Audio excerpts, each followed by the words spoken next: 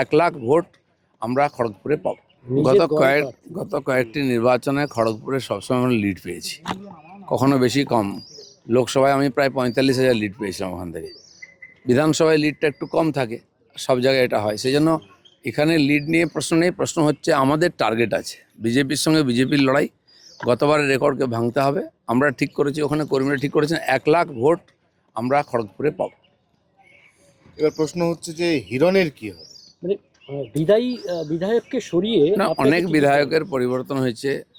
Party ভাবছে, প্রত্যেকের সম্বন্ধে পার্টি ভাবছে, তারা রাস্তা বার করবেন কার সম্বন্ধে কাকে কোন কাজে লাগাবেন। প্রাথমিক যে লিস্টটা কালকে বেরিয়েছে তাতে একটা কথা বোঝা যাচ্ছে যে হিরণকে তো আর এমন ভিভিআইপি উনি নন যে অন্য কোনো কেন্দ্রে উড়িয়ে নিয়ে প্রার্থী করা হবে। তাহলে কি গতবারে উনি ঘাটালে লোকসভায় দাঁড়িয়েছিলেন নিজের এলাকার বাইরে, তো পার্টি যদি ওনাকে একবার ঘাটালে ক্যান্ডিডেট করতে পারে, নিশ্চয়ই পার্টি ভাবছে প্রত্যেকের সম্বন্ধে। সেটা পার্টির যারা নেতা আছেন, যারা চিন্তাভাবনা, তারা ভাবেন। আমার পক্ষে তো বলা সম্ভব নয় এটা। বিদায়ী বিধায়ক হিরণের উদ্দেশ্যে কি বার্তা দেবেন? না, সবার উদ্দেশ্যে একটাই বার্তা, পার্টির উপর ভরসা রাখুন। আজ আমাদের রাহুল দা কত বছর ধরে পার্টির কোনো পদে ছিলেন না, তিনিও একসময় ক্ষোভ দেখিয়েছেন, তার এত বছরের পার্টির সঙ্গে সম্পর্ক। পার্টি তাকে এত বড় সম্মান দিয়েছে, রাজ্যসভায় নিয়ে গেছে। বহু লোকের জীবনে এরকম ঘটনা ঘটেছে। তো পার্টিতে আপ ডাউন চলতেই থাকে, সবসময় সমান চলবে না, বা সবাইকে সুযোগ দেয় পার্টি। যেন পার্টির আদর্শ নেতৃত্বের উপর ভরসা রাখা উচিত। তালিকা তৈরির পর কি হিরণের সঙ্গে ফোনে কথা হয়েছে? না, আমার সঙ্গে কোনো কথা নেই। তালিকা তখন শেষ হয়নি, তালিকা চলবে, তারপরে দেখা যাবে। সাম্প্রতিককালের মধ্যে অন্তত বিজেপির কথা যদি বলি, তাহলে একই ব্যক্তিকে দুটি কেন্দ্রে প্রার্থী করা প্রায় বেনজির। এক্ষেত্রে শুভেন্দুবাবুকে দুটি কেন্দ্রে প্রার্থী করা হয়েছে বা উনি হতে চেয়েছিলেন, সেটাতে দল শিলমোহর দিয়েছে। পশ্চিমবাংলায় হয়নি, কিন্তু বিজেপির মাননীয় নরেন্দ্র মোদী প্রথমবার 2 জায়গায় লড়েছিলেন, গুজরাট এবং বেনারস থেকে। তো হয় না এরকম নয়, অন্যান্য দেশে বলুন, বাংলার বাইরে বা আমাদের দেশে বহু ঘটনা এরকম আছে। বহু নেতা একাধিক কেন্দ্রে লড়েছেন। আর রাহুল গান্ধীও বোধহয় সাউথে আর আমেঠিতে লড়েছিলেন। তো এরকম নজির আছে। পার্টি প্রয়োজন মনে করেছে, তাই এটা সিদ্ধান্ত নিয়েছে।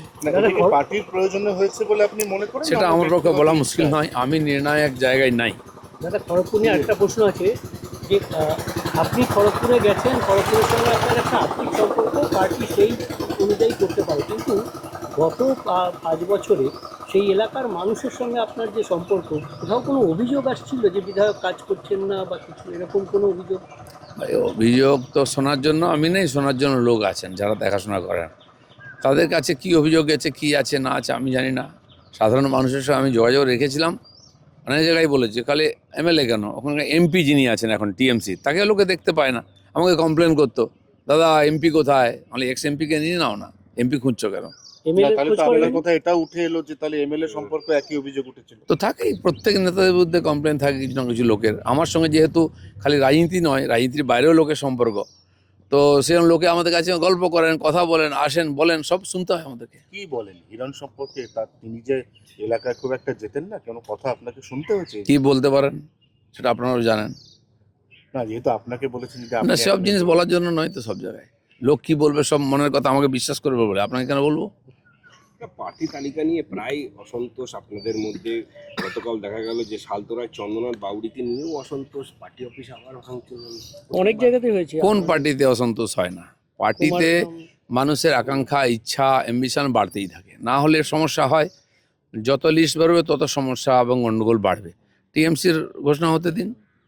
আপনারা হয়তো সিপিএমের গণ্ডগোল নেই, যেখানে কোনো সম্ভাবনা নেই সেখানে গণ্ডগোল করতে কে যাবে সময় নষ্ট করতে? যেখানে জিতার সম্ভাবনা সেখানে গণ্ডগোল বেশি। আচ্ছা, সবাই প্রথমে ধরে নিয়েছিল যে রাজ্যের শাসক দলই প্রতি বছরের ট্র্যাডিশন মেনে প্রথমে তালিকাটা তারাই প্রকাশ করবেন। গতকাল বিজেপি একটা বড় চমক দিয়ে দিয়েছে, অন্তত গুরুত্বপূর্ণ। বিজেপি এগোচ্ছে, বিজেপি জিততে চায়, পরিবর্তন করতে চায়, সে যেন স্মার্ট হয়ে গেছে। বিজেপি আগেই ঘোষণা করে দিয়েছে। এতে কি মানে যে ভবানীপুরে শুভেন্দুবাবুকে নাম ঘোষণা করিয়ে দেওয়া, এটা কি তাহলে পরোক্ষে মমতা বন্দ্যোপাধ্যায়ের উপর চাপ তৈরি? উনি তো ডিসাইড করবেন এখন যে আমি। রাজনীতিতে অনেক রকম চাপ সৃষ্টি হয়, এটাও একটা চাপ ধরে নিন। হিরণ চট্টোপাধ্যায়ের দ্বিতীয় বিয়ে করা, এটা কি তার একটা বিপক্ষে? কে কাকে বিয়ে করবে, কি হবে, সেটা আমার পক্ষে বলা মুশকিল। আপনারা জিজ্ঞেস করে নিন। বলছি, ভোটের মুখে প্রশাসনিক রদবদল নিয়ে ক্ষুব্ধ মমতা বন্দ্যোপাধ্যায়। তিনি বলছেন একতরফা, অভূতপূর্ব বলে অভিযোগ করেছেন এবং গণেশ কুমারকে চিঠি দিয়েছেন। না, উনি যখন ওনার দায়িত্ব ছিল, অ্যাডমিনিস্ট্রেশন ওনার হাতে ছিল, উনি 6 মাস অন্তর সব পাল্টাতেন। মানে এমন পাল্টাতেন, জামা পাল্টায় যেমন লোকে, অফিসারদের এরকম ফুটবল খেলতেন, তো উনি কেন ভাবছেন যে ওনার মতোই চলবে সব কিছু? উনি নিজের মতো সাজিয়ে রেখেছেন। নির্বাচন কমিশন দেখেছেন এই অফিসাররা এসআইআরে সহযোগিতা করেননি, এমনকি সুপ্রিম কোর্টের যে আদেশ সুরক্ষা দেওয়ার ব্যাপারটা এসআইআরে ইত্যাদি তারা করেননি। আর এদের নিষ্ঠা সংবিধানের প্রতি নয়, আদালতের প্রতি নয়, এদের নিষ্ঠা মুখ্যমন্ত্রীর প্রতি আছে। তো সেই জন্য এখন তো নির্বাচন কমিশন আর এর আচারসংহিতা লেগে গেছে, তো তারা চাইবেন যে কোনো ব্যক্তির প্রতি নিষ্ঠা এমন লোককে রাখা ঠিক হবে না। যে সংবিধানের প্রতি নিষ্ঠা আছে, পদের প্রতি, তাই তেমন লোককে রাখা উচিত, নাহলে ফ্রি ফেয়ার ইলেকশন হবে কি করে?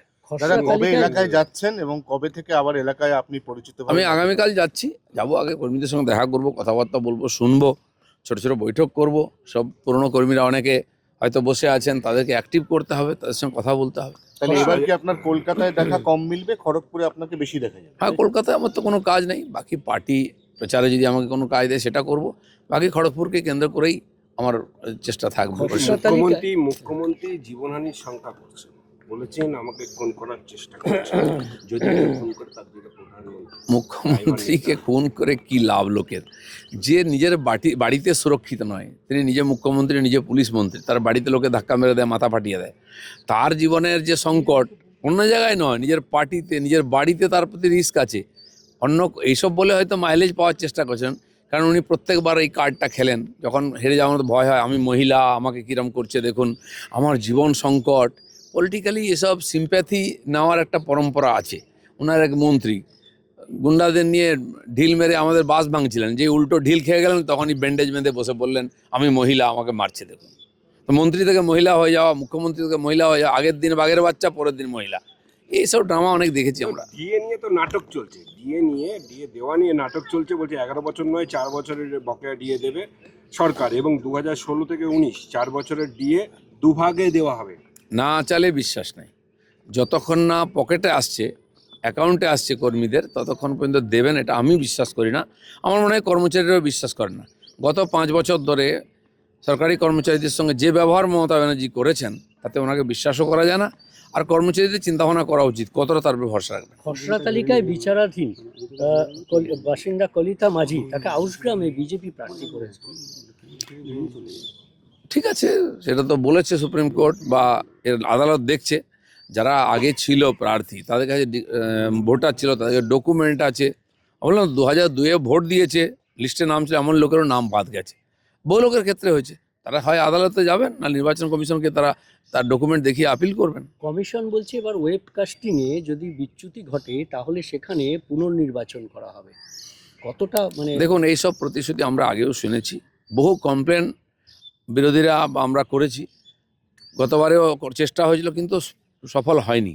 আমি আশা করব পশ্চিমবাংলায় ফ্রি ফেয়ার ইলেকশন করার জন্য এগুলো খুব সিরিয়াসলি করা হবে, কারণ জনতা চায় এ ধরনের ব্যবস্থা, যাতে নিশ্চিন্তে তারা ভোট দিতে পারেন। বিরোধীদের কথা থেকে মান্যতা দিয়েছেন কমিশন। মান্যতা তো এখন কাগজে হয়েছে, ব্যবহারে হওয়া চাই। যেমন ওনারা রিস্ক নিয়েছেন, চ্যালেঞ্জ নিয়েছেন, দুটো ফেজে ইলেকশন করবেন, এটা খুব বড় একটা ঐতিহাসিক স্টেপ। এটাকে সফল করে দেখানোটা খুব বড় চ্যালেঞ্জ। Thank you.